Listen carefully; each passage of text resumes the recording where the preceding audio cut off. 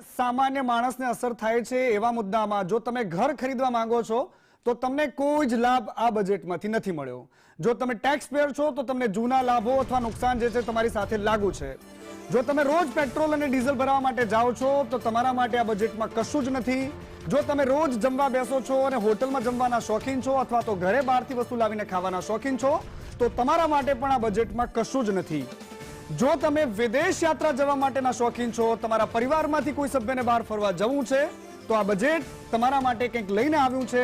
આ વિદેશની સફર તમારા માટે સસ્તી થવાની છે.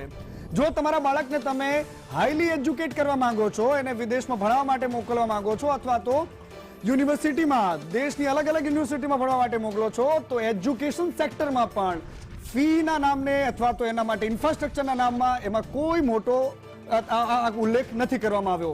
શિક્ષણના ખર્ચમાં કોઈ જ પ્રકારની રાહત નથી. અચ્છા, જો તમે દવા રોજ રોજ લો છો તો તમારા માટે આ બજેટ રાહત લઈને આવ્યું છે. સામાન્ય માણસની થાળીમાં એનાથી કોઈ જ ફરક નથી પડ્યો. આ દેશના ખેડૂતના ખિસ્સામાં પણ આ બજેટથી સીધી રીતે કોઈ જ જાતની અસર નથી થવાની. આ દેશના વેપારીના ખિસ્સા પર પણ સામાન્ય જેવી અસર થશે. કોઈ મોટી રાહત આ બજેટ લઈને નથી આવ્યું. મતલબ સાફ છે કે 50-50% રેશિયોમાં પણ તમે જુઓ છો તો મધ્યમ વર્ગ અને ગરીબ વર્ગ માટે આ બજેટમાં બિલકુલ નહિવત જેવી બાબતોનો ઉલ્લેખ કરાયો છે. એક મોબાઈલ ફોન કે જેના પર સીધી અસર થશે જો તમે ખરીદવા માંગો છો તો તમને સસ્તો મળશે. Economy. It's a budget for every citizen. सबका साथ and सबका विकास, सबका विश्वास और सबका प्रयास.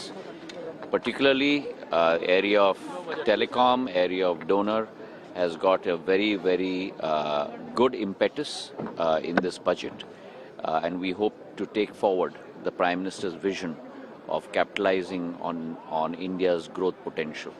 You have seen a growth of close to 7.5%, a complete control on inflation coming down to 1.7%, a huge jump in capital expenditure from 2 lakh crore to almost 11 lakh crore this year, to 12 lakh crore next year.